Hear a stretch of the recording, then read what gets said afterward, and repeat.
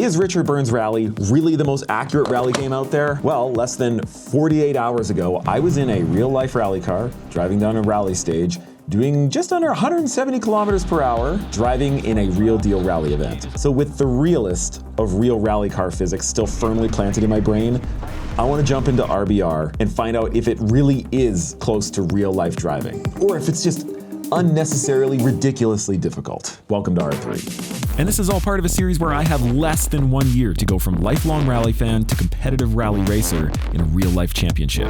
We're using sim racing and an old low-budget rally car to get there.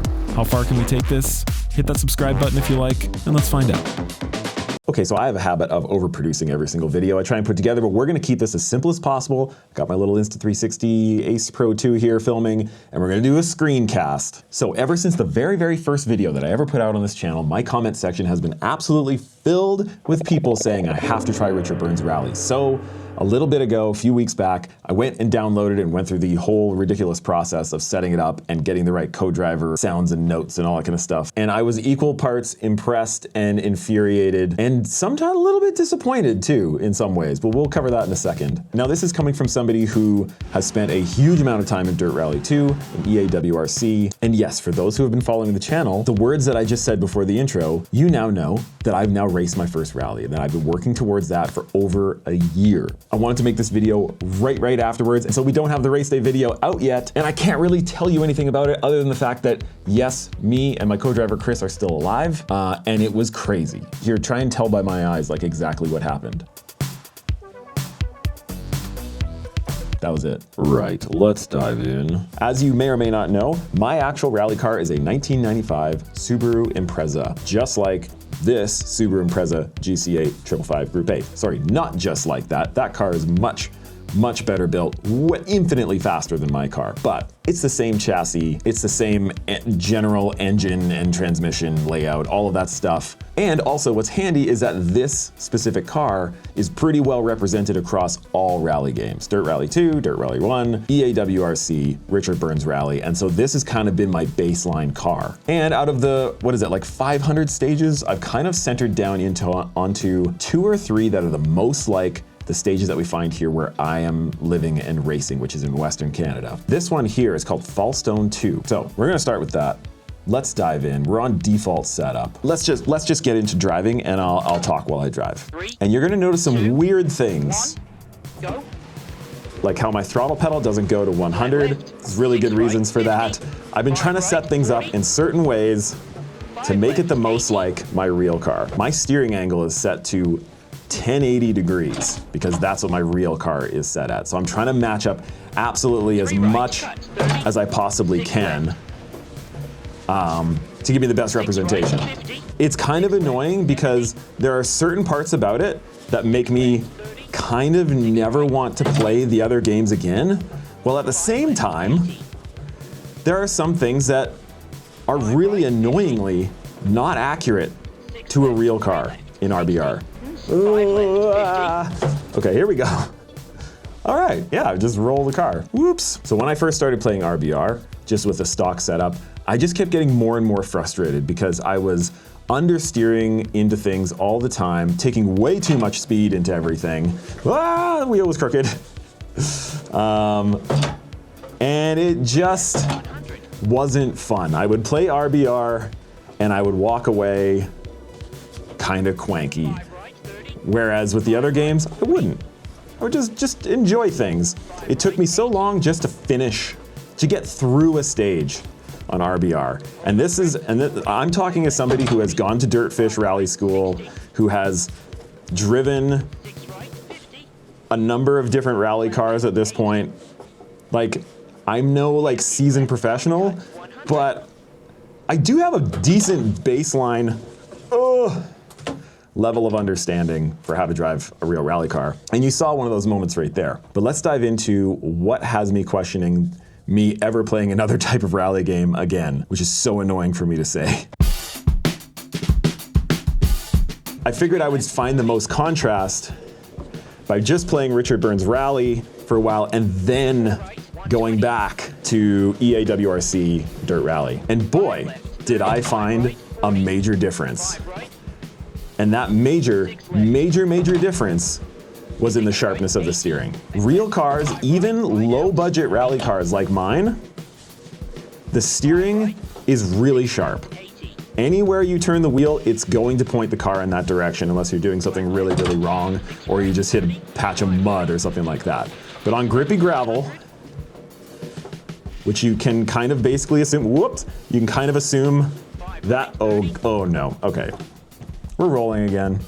It doesn't matter whether we're talking about gravel, tarmac, of course, or snow and ice. Even a low budget rally car like mine is way, it's infinitely more sharp on the steering than what you can get if you're in a WRC car in EA WRC or an R5 in Dirt Rally 2.0.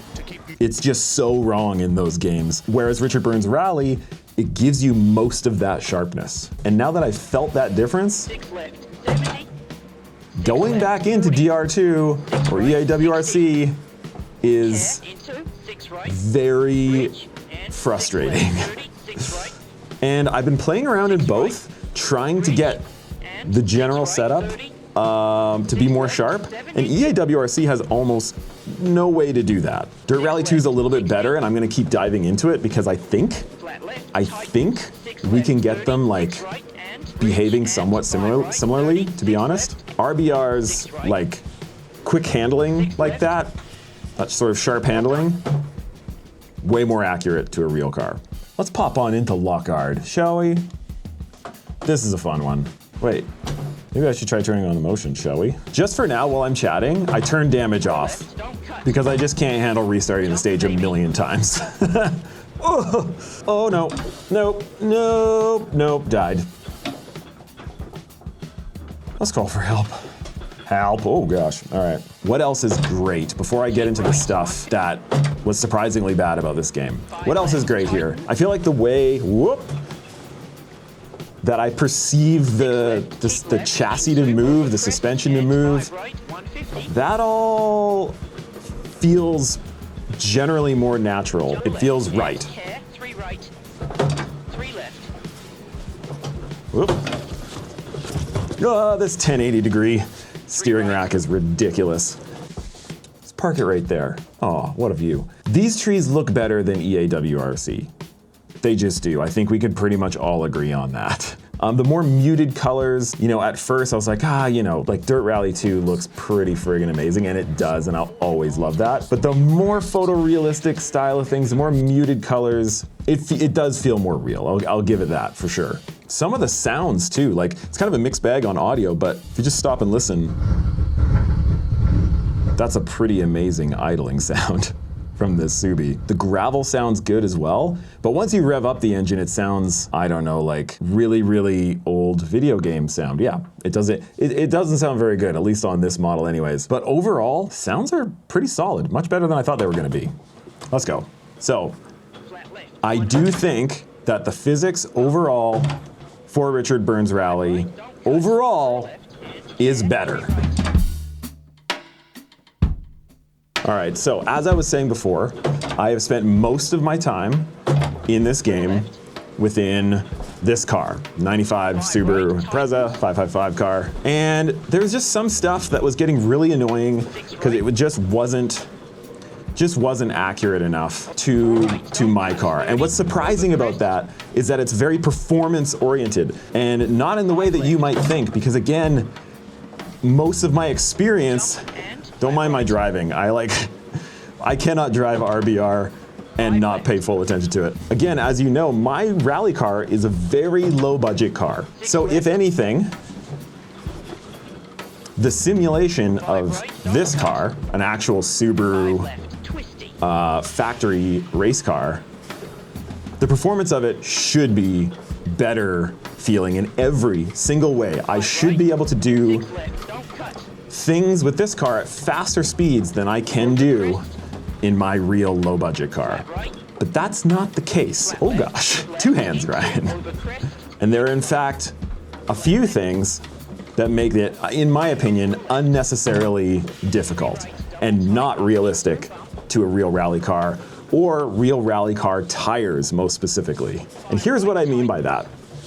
Out of anything else, There are two things that have absolutely blown me away when it comes to real rally car things.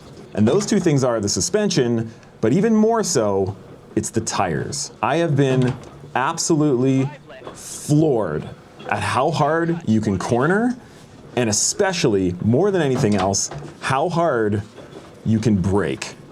You can brake so unbelievably hard on gravel, on a loose surface with rally tires. It would blow your mind. Like, you are hanging from your belts.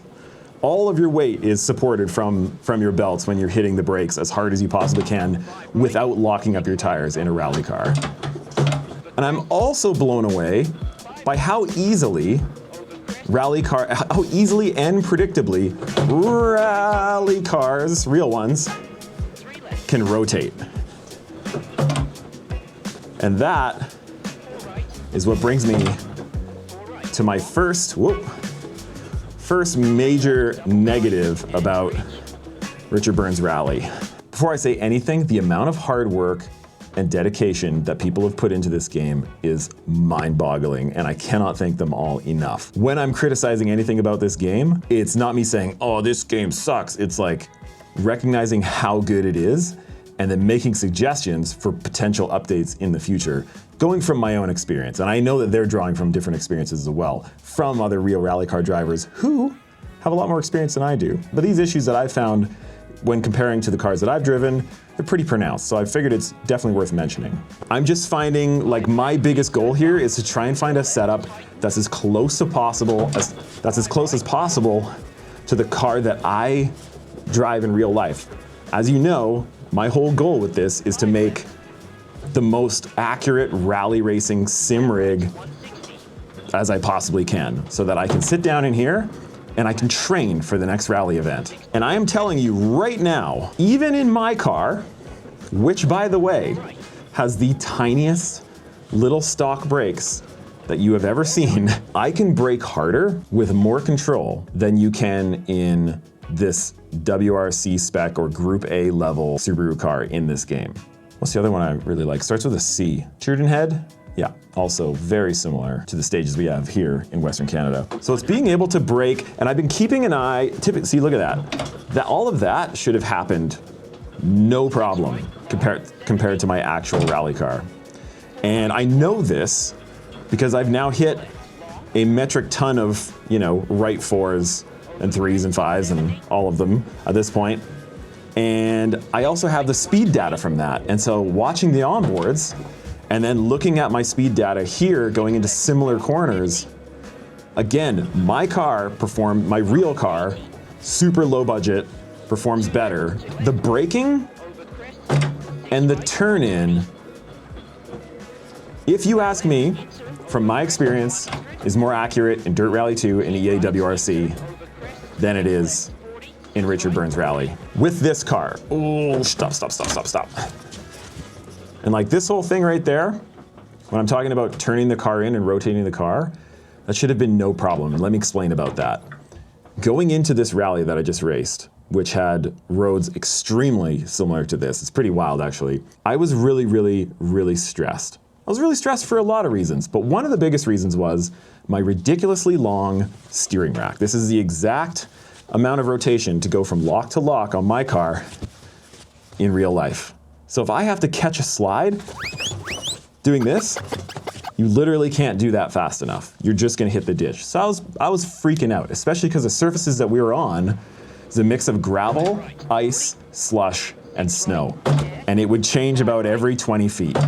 And sometimes you'd have ice over one tire and gravel on the other, always constantly changing. But even in those conditions, I could rotate my low budget rally car any which way I wanted. Any which way that I wanted to. And it was like a friggin' pleasure. And to do that with the same exact steering rotation, anytime I want to tip the real car into a corner, I just lightly tap on the brakes and I turn the wheel like from here to like here. And that car will just, it'll it'll rotate like nothing. And that is with one of my rear calipers pretty much seized as well, by the way. 50, 5 right, 6 left, 60, 6 right, 200.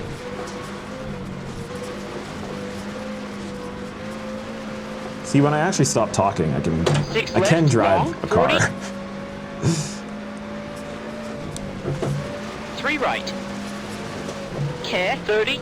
Flat left, over crest, 30. Yeah, see, my normal braking point would have been no problem for that. Maybe a little tight, but that wouldn't have happened. That didn't happen. There were 2 stages that I was racing this weekend where we were going from extremely high speeds to left, to like right 3s and 4s and things like that. And so we had crazy heavy braking zones and no problem.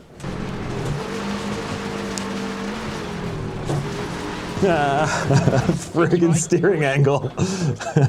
And I tried a few different setups that were just already sort of baked into this from the default setup and a couple other ones, and they're all pretty much acting the same way with that car. So I started trying other ones. I'm a big like old school Audi person. I've owned a few of them over the years, like from the 80s. I know how they handle very, very well the whole like Audi steer, massive understeer, that kind of thing. And that handled in kind of a similar way to the Subaru, which I thought was pretty weird. So I was like, oh, maybe this is just RBR physics.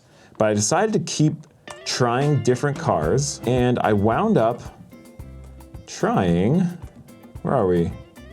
I wound up trying a Ford Fiesta Rally 3. It's a little bit lower horsepower than a lot of them. You have to remember that my car has extremely little, like very, very little horsepower. We're maybe getting 140 horsepower at the engine out of this thing. And so I wanted to try and look around to try and solve a few problems all at once. I wanted to try different handling from different cars, but it was really mostly the power number that I was looking at, like, okay, 215 horsepower from the Rally 3. Maybe that will feel somewhat more similar to mine. No. It still felt way too powerful. But what I ended up doing, I used SimMagic peripherals like pedals and wheels and shifter and handbrake and all that stuff. And so I went into the SimMagic app and I essentially detuned the throttle so that now, you'll notice, Go. my throttle can only go up to about 85%. And with a 215 horsepower Rally 3 car and a throttle that can only go up to 85%, it's actually pretty similar to my car. What I was even more impressed about was that this Fiesta Rally 3 rotates just like my car. And it brakes way more like my car.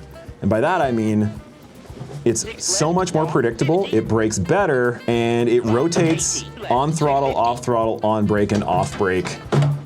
Whoop. That time I just piled in way too fast. The whole thing was like totally flipped on its head all of a sudden once I tried this car in particular. I felt really connected, and it felt so similar to my actual car. It's also a 5-speed, just like my car. This is obviously like a fancy 5-speed sequential, whereas mine is a 5-speed from 1995. But, you know, having the gearing be a little bit more close. See, that felt like my car. Is that foreshadowing? I don't know. I find that with the other games, I'm sure you probably agree that, like, with the other main games, what was this, 4? Yeah, there's something to it where it's like an overarching feel to all cars and how they generally handle. Whereas with Richard Burns Rally, it definitely seems more, yeah, see, that feels so much more like my car. Like, that's it. And I noticed that, you know, I'm entering and exiting corners at very similar speeds as well. This feels much more accurate. And I've gone through a bunch more cars, but I keep coming back to this Fiesta Rally 3. And so far, I think it's the most accurate to just real rally cars in general. This is the one. So, just to sum things up, overall, Richard Burns Rally is definitely more accurate with overall suspension movements. The overall feel of the car, I'm gonna stop before I get to the finish line. In the Fiesta Rally 3 anyways, it's more realistic. The turn-in, even on the Subaru in this game, the turn-in that is much more sloppy on that car, is a million times more accurate than it is in Dirt Rally 2 and EA WRC. And if anybody has like a specific setup that can fix that, I'm gonna keep working on it, but if you know of one, put it down in the comment section. But after doing a ton of homework on this game and really diving into it, I have come across a setup that I am very happy to say I think I can actually train with. So is Richard Burns Rally more realistic overall than the other games? Overall, yes. And if you're in the right car, completely yes. And if you can get good at driving in Richard Burns Rally in this car, I can confidently tell you that if you could stomach the actual movements and that seat of your pants driving, because that's really what rally's about, you could drive a real rally car, just like how I did 48 hours ago. Yeah, the next two videos are gonna be probably the biggest two videos out of this entire series. Definitely the biggest two videos up to this point. Ooh, boy. No, we're fine. We're fine. Everything's fine. No, we hit a tree. Hit the like button if you liked the video. I would love to know what you think about Richard Burns Rally while I'm stuffed into a tree here. It's a very Richard Burns Rally experience, that's for sure. And if you want to see me, somebody who has done 99% of all of my rally training in a sim, go and jump into real rally cars on real rally stages, hit the subscribe button, because that's what's coming up next.